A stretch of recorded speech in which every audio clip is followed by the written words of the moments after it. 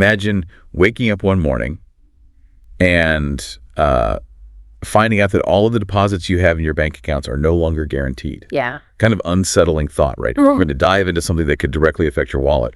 The FDIC and some potential changes that are being talked about that could have a big impact. Oh, yeah, for sure. Before we get started, if you find this information useful, make sure to hit that subscribe button so you don't miss out. Yeah, please do that. So the FDIC, that's the Federal Deposit Insurance Corporation. It might not be something you think about every day. Right.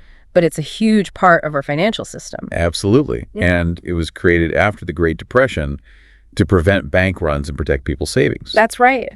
Basically, the FDIC insures deposits up to $250,000 per account, which has provided a sense of security for almost a century now. Yeah, for almost a century. Yeah. That peace of mind that it's given people has been so crucial to the stability of our entire financial system. Yeah, sure. But recently there's been discussions about maybe changing the FDIC, and some pretty big ideas have been floated. It's like cutting its power or merging it with the Treasury Department. Wow. Or even abolishing it completely. Abolishing it entirely. That seems pretty extreme.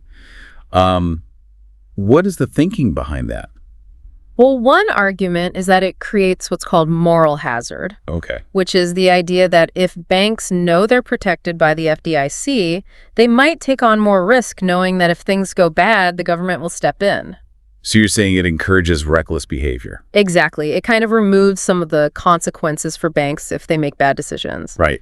Another argument is that it stifles innovation. Critics say that the FDIC's regulations can be really burdensome and prevent smaller banks from competing as effectively as they could otherwise. Interesting points. But on the flip side, what would happen if we didn't have the FDIC to protect depositors? We saw during the financial crisis of 2008, and even with the recent failures of Silicon Valley Bank and Signature Bank, the FDIC had to step in. Yeah, that's right. Without the FDIC, those failures could have had a much, much bigger ripple effect throughout the entire financial system. Absolutely. And remember, the FDIC actually stepped in to protect even the uninsured deposits in those cases in order to prevent wider panic.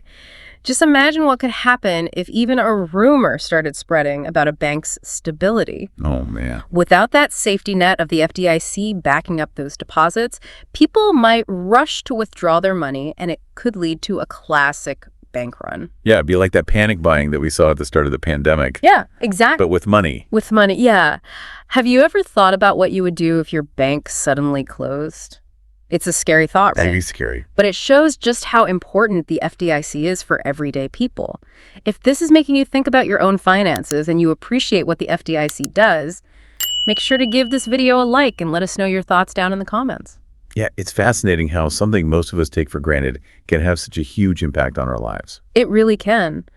And that brings us to another idea that's been tossed around, which is privatizing deposit insurance. So instead of the government handling it, private companies would take on the role of insuring deposits. Gotcha.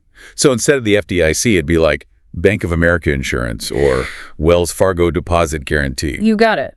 But that raises some pretty interesting questions, like would banks start charging for this insurance? That's a good question. And would they discriminate against certain depositors? Maybe someone with a lower credit score would have to pay a higher premium or even be denied insurance altogether. Exactly. Those are some very real concerns with privatization. And what happens if a really big bank fails?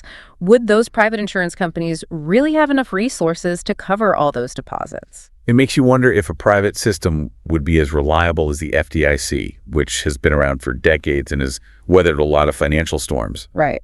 And also remember, the FDIC is funded by fees from banks, not taxpayer dollars. That's an important point. So while some people argue that the FDIC is too costly, getting rid of it wouldn't actually save the government money, it would just shift the cost from the banks to individual depositors. So it seems like everyday Americans are really the ones who benefit most from having deposit insurance.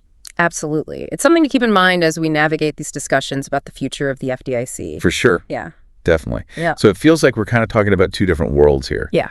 On one hand, you have the argument that the FDIC stifles innovation and creates this moral hazard. Right. But on the other hand, you have the very real risk of bank runs and financial instability if it's weakened or removed. Yeah.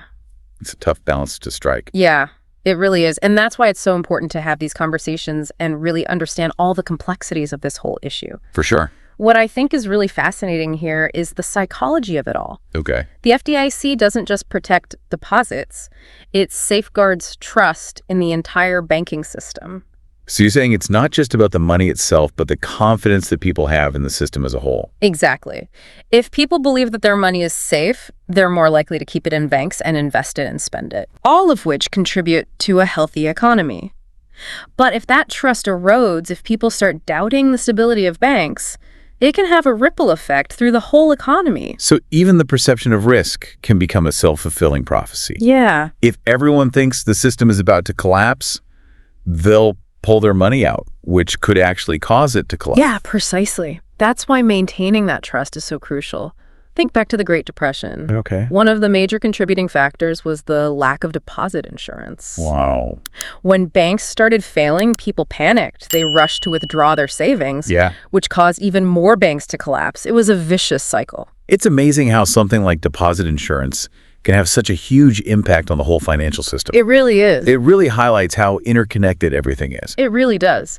And it really underscores the importance of having a system that's both safe and stable. Now, whether the current FDIC system is the best way to achieve that is a matter of debate. Yeah. There are legitimate arguments on both sides. So where does that leave us? What are the key takeaways for the average person listening to this right now? Well, first and foremost, stay informed. Keep up on the news and all the developments related to the FDIC. Understand all the arguments that are being made for and against any potential changes. Gotcha. Second thing is consider your own personal finances. Okay. Do you have more than $250,000 in any single bank account? Right. If so, you might want to think about diversifying your savings across multiple different institutions. That's always good advice, regardless of what happens with the FDIC. Oh, yeah, absolutely. And finally, don't be afraid to engage in the conversation. Yeah. Let your elected officials know what you think about the FDIC and any changes that are being proposed. Right. This isn't just some abstract policy debate. It's something that could have a very real impact on your financial well-being. Yeah, it's about taking ownership of our financial futures and making sure that our voices are heard. If you're finding this conversation helpful and you're starting to think more critically about these issues, give us a like and let us know in the comments what other financial topics you'd like us to explore. Well, we've covered a lot of ground today, from the history of the FDIC to the potential risks and benefits of changing the whole system. And it's clear that deposit insurance plays such a vital role in our financial well-being, both individually and as a nation. Absolutely. It's something that underpins the entire financial system, even if most people don't think about it every day. It's like the foundation of a house. You don't see it, but it's essential for everything else to stand. Yeah. But what I find really interesting is this idea that the FDIC isn't just about protecting people from losing their money. Yeah. It's also about promoting confidence and stability in the system as a whole. That's a really crucial point. Financial systems are built on trust. If people lose faith in banks, it can trigger a cascade of negative consequences. Yeah. That impacts everybody, not just those with large deposits. So it's not just about individual savers, it's about the health of the whole economy. Exactly. And that brings us back to this question of what the future holds for the FDIC. Right. There are some people who believe that the system is fine as it is, and then others argue that it needs to be reformed or even replaced. It's a complex issue with no easy answers. Yeah. But what we can all do is stay informed. Yeah. And engage in these conversations and make sure that our voices are heard. I totally agree. The future of the FDIC is something that affects all of us. So it's important to be aware of the potential changes and what they might mean. Yeah, and remember, knowledge is power. The more we understand about the FDIC and the role it plays in our financial lives, right, the better equipped we'll be to make smart decisions and to advocate for policies that benefit everyone. Yeah, that's so true. If you enjoyed this deep dive into the FDIC, don't forget to subscribe so you can join us for future conversations about the things that matter most to you. And if you found this discussion valuable, hit that like button and share it with your friends. Thanks for listening. Thanks, everybody.